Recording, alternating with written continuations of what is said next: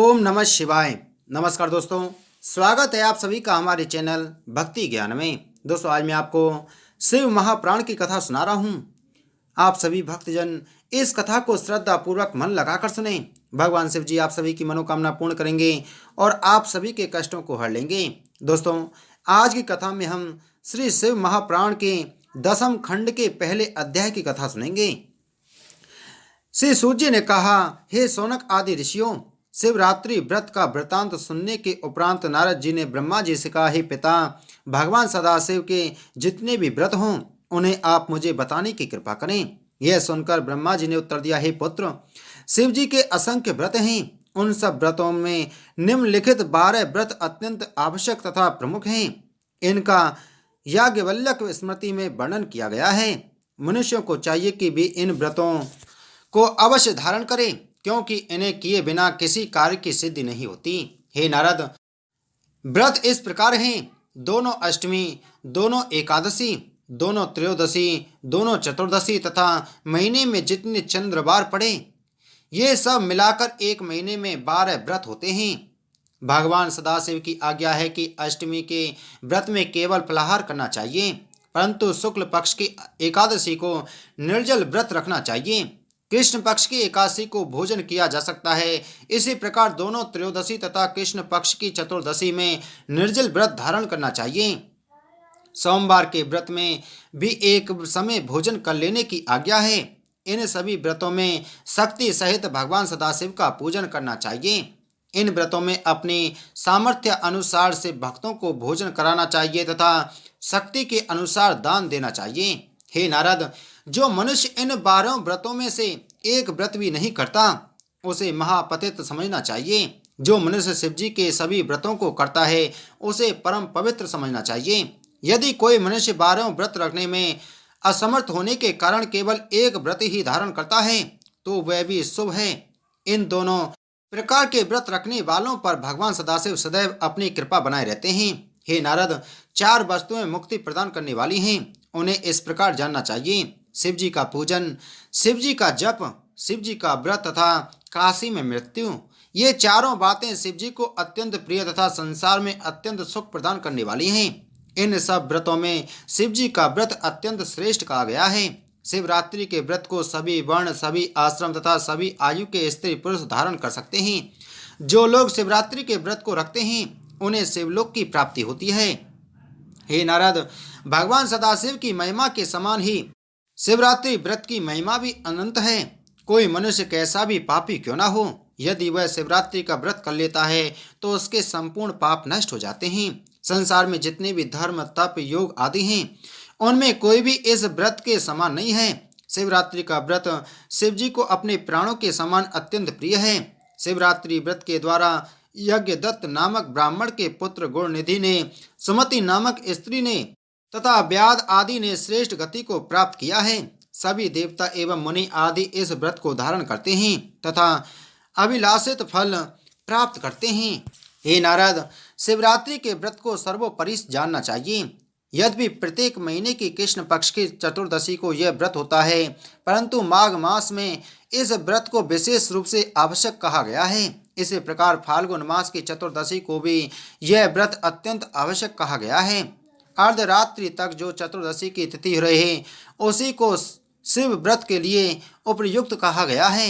यदि इस शिव व्रत को धारण करके उसी दिन पारण करे तो उससे अधिक शुभ अन्य कुछ नहीं है। यदि चंद्रमा अस्त हो जाए तो पारण नहीं होता। शिवरात्रि व्रत का पारण बहुत सोच विचार करने के उपरांत करना चाहिए। जिस रात्रि को व्रत किया जाए, उसके चारों पैरों में भगवान सदाशिव का 4 बार पूजन किया जाना, रात्रि के समय पारण न करना तथा चंद्रास्त के संगम को भी त्याग देना उचित है। चंद्रमा के सहयोग बिना यदि दिन में पारण हो सके तो ऐसा सुयोग बड़े भाग्य से ही प्राप्त होता है। यदि चतुर्दशी तिथि पारण के लिए प्राप्त न हो सके तो अमावस्या के ही दिन पारण करना चाहिए। हे नारद, इस प्रकार शिवरात्रि का व्रत प्रत्येक वर्ष में एक बार प्रमुख रूप से होता है। इस व्रत को करने से ब्रह्म हत्या आदि के पाप दूर हो जाते हैं। अन्य कोई भी व्रत इस व्रत के समान नहीं है। जो मनुष्य इस व्रत को नहीं करता, उसे अनेक प्रकार के कष्ट उठाने पड़ते हैं। ऐसे मनुष्य का कोई भी कार्य पूरा नहीं होता। वह संसार में रहकर रोगों से ग्रस्त रहता है तथा मृत्यु के उपरांत भी मुक्ति प्राप्त नहीं करता। यदि यह व्रत कभी अनजाने में भी हो जाए तो भी व्रत करने वाले को श्रेष्ठ गति प्राप्त होती है। यदि कोई पापी मनुष्य इस व्रत को धारण करता है तो उसे दोनों लोकों में प्रसन्नता प्राप्त होती है। जो मनुष्य निश्चय पूर्वक इस व्रत को धारण करता है उसे देखकर यमराज भी भयभीत होने लगते हैं। ऐसे मनुष्य पर शिवजी सदैव प्रसन्न रहते हैं तथा उस पर अत्यंत कृपा करके लोक में सभी पदार्थ तथा परलोक में मुक्ति प्रदान करते हैं। शिवरात्रि व्रतधारी का संपूर्ण कुल भी मुक्त हो जाता है तथा देवता मुनि आदि सभी लोग उसकी प्रशंसा करते हैं। हे नारद, इस प्रकार मैंने तुमसे शिवरात्रि व्रत की महिमा का वर्णन किया। अब चारों पहर की पूजा विधि का वर्णन सुनो। ब्रह्मा जी ने कहा, हे नारद, प्रातःकाल उठकर नित्य कर्म करने के उपरांत सर्वप्रथम प्रसन्नता पूर्वक शिव मंदिर में जाकर भगवान सदाशिव की स्तुति करनी चाहिए। तदुपरांत व्रत धारण करने वाले को पवित्रता पूर्वक अपने हाथ में पानी लेकर यह संकल्प करना चाहिए कि हे भगवान सदाशिव, मैं आपका व्रत कर रहा हूँ, उसमें किसी प्रकार का विघ्न न पड़े। इस प्रकार संकल्प करने के उपरांत व्रतधारी को चाहिए कि वह पूजन की संपूर्ण सामग्री को एकत्रित करें। उस स्थान पर दक्षिण तथा पश्चिम की ओर आसन बिछाकर पूजन की सामग्री को वहां रखें जहां कोई प्रसिद्ध शिवलिंग स्थापित हो। इसके उपरांत व्रतधारी को उचित है कि वह सामर्थ्य अनुसार श्रेष्ठ वस्त्र को पहनकर आसन पर बैठे और 3 बार आचमन करने के उपरांत शिवजी का पूजन प्रारंभ करें। नित्य गायन सहित स्तुति में प्रवृत्त होकर शिवजी के मंत्रों सहित पार्थिव पूजन करना श्रेष्ठ कहा गया है। हे नारद, व्रतधारी को उचित है कि शिवरात्रि की महात्म को या तो स्वयं पढ़े अथवा किसी अन्य के द्वारा श्रवण करें। कथा कहने वाले की अनेक प्रकार की सेवा पूजा करना आवश्यक है। शिव जी को श्रेष्ठ वस्तुओं का भोग लगाने के उपरांत चारों पैरों में संकल्प करके शिवलिंग का पूजन करना श्रेष्ठ कहा गया है। शिवरात्रि को रात भर जागरण करके बड़ा उत्सव मनाना चाहिए। प्रातःकाल होने पर पुनः स्नान करके शिवजी का पूजन करना श्रेष्ठ कहा गया है। प्रातःकाल स्तुति करने के उपरांत व्रतधारी को भगवान सदाशिव के प्रति यह विनय करनी चाहिए कि हे प्रभु, मैंने श्रद्धा पूर्वक आपके व्रत में अपना मन लगाया है, अस्तु आप मुझे अपना सेवक जानकर प्रसन्न हो तथा मेरे संपूर्ण मनोरथों को पूरा करें। इतना कहकर शिवजी के ऊपर पुष्पांजलि छोड़नी चाहिए। इस प्रकार व्रत की क्रियाएं समाप्त हो जाने के पश्चात प्रसन्नता पूर्वक ब्राह्मणों को दान देना चाहिए तथा अपनी शक्ति के अनुसार शिव भक्तों, ब्राह्मणों तथा यतियों को श्रेष्ठ भोजन, दान आदि द्वारा प्रसन्न करना चाहिए। हे नारद, अब मैं चारों पहरों में पूजन की विधि का विस्तार पूर्वक वर्णन करता हूँ। संध्या के समय सर्वप्रथम संध्या आदि संपूर्ण नित्य कर्मों से निश्चिंत होकर पहले पहर में इस प्रकार पूजन करें।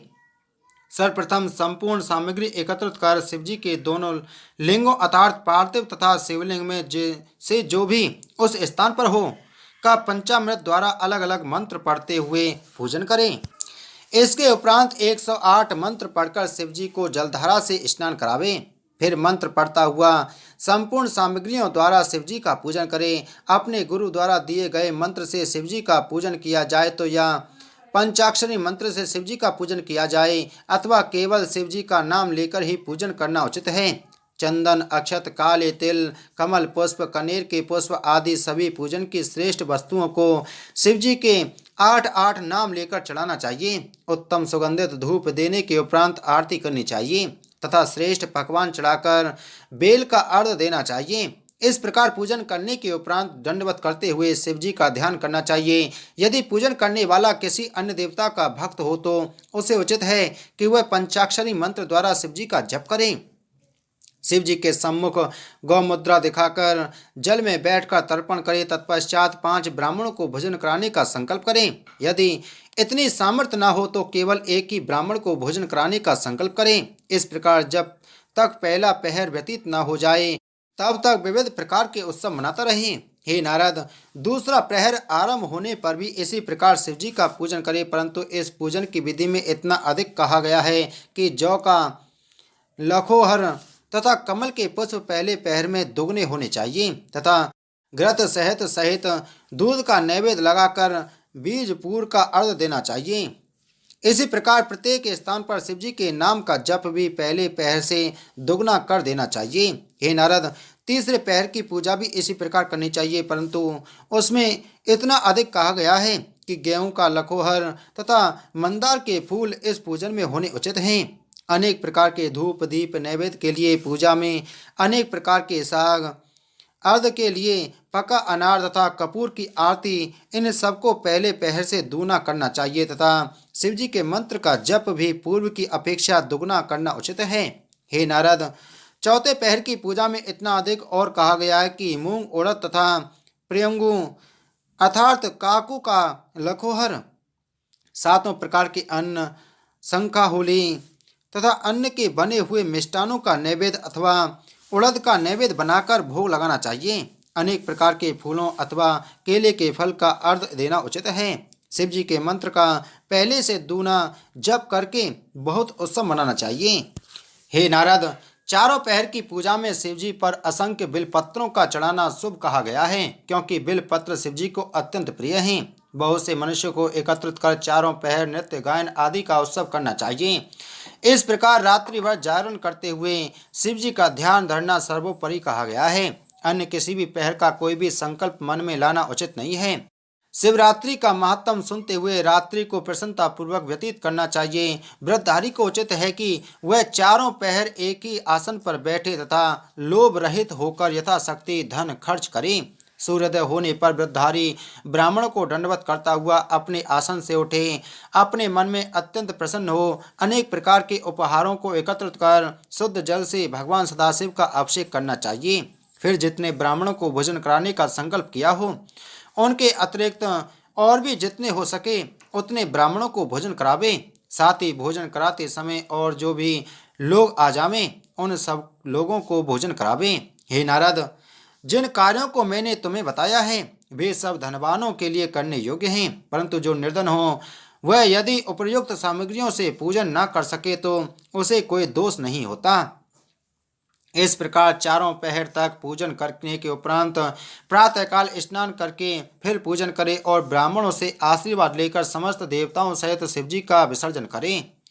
जब इन कार्यों से निवृत्त हो जावे तब ब्राह्मणों से आज्ञा प्राप्त कर अपने परिवार सहित भोजन करें। हे नारद, मैंने विष्णु जी के शिवरात्रि व्रत की जो विधि सुनी थी वह तुम्हें सुनाई है। इतनी कथा सुनकर नारद जी ने कहा, हे पिता, आपने शिवरात्रि व्रत की विधि का तो वर्णन किया, अब मेरी यह इच्छा है कि आप उस उद्यापन की विधि को और सुनाने की कृपा करें, जिसे करने से शिवजी का व्रत पूर्ण होता है, जिसके द्वारा शिवजी अपने भक्तों पर प्रसन्न होकर दोनों लोकों की कामनाएं पूर्ण करते हैं। ब्रह्मा जी बोले, हे नारद, जब 14 वर्ष तक शिवजी का व्रत निरंतर कर ले तब उसका उद्यापन करना उचित है। उद्यापन की विधि इस प्रकार है कि त्रयोदशी के दिन संयम पूर्वक रहे तथा चतुर्दशी के दिन निर्जल व्रत धारण करें। शिव जी का नाम दिव्य मंडल, जिसे गौरी तिलक कहा जाता है, की रचना करके लिंग तो भद्र तथा सर्व तो भद्र चक्र बनावे। यहाँ 8 कलशों की स्थापना कर उन्हें फल फूल तथा वस्त्रों से सुसज्जित करें। कलश के ऊपर शिव गिरजा एवं नंदीश्वर की स्वर्ण प्रतिमाओं की स्थापना करें। इन तीनों मूर्तियों को अपनी सामर्थ्य के अनुसार स्वर्ण से बनवाना चाहिए। इतना सब करके दीपक जलाकर दाहिनी ओर रखे तथा प्रसन्नता पूर्वक रात्रि भर जागरण करें। चारों पैरों में शिवजी का 4 बार पूजन करें। हे नारद, इस प्रकार रात्रि भर पूजन करने के उपरांत प्रातःकाल होने पर पुनः स्नान करें तथा सबके साथ मिलकर शिवजी का पूजन करें। फिर हवन करने के पश्चात ब्राह्मणों को भोजन करावे और उन्हें वस्त्र आभूषण धन आदि दान में देकर प्रसन्न करें। जिस आचार्य को वर्ण किया हो उसकी सबसे अधिक सेवा करें, उसे विधि पूर्वक गौदान करें तथा समस्त सामग्री सहित शिव गिरजा एवं नंदी की स्वर्ण मूर्तियां उसी को दे दें। आचार्य को दंडवत प्रणाम करने के पश्चात शिव जी को पुष्पांजलि भेंट करता हुआ स्तुति करे। तदुपरांत ब्राह्मणों की आज्ञानुसार स्वयं भी परिवार सहित भोजन करें। जो लोग साधन संपन्न हों उन्हीं के लिए यह उद्यापन कहा गया है। जो सामर्थ्यहीन हों वे साधारण रीति से पूजन करके शिव जी को केवल पुष्पांजलि भेंट द्वारा ही अपना उद्यापन पूरा कर सकते हैं। उद्यापन कर लेने से व्रत पूर्ण हो जाता है। बोलो शिव महाप्राण की जय। बोलो शिव शंकर भगवान की जय।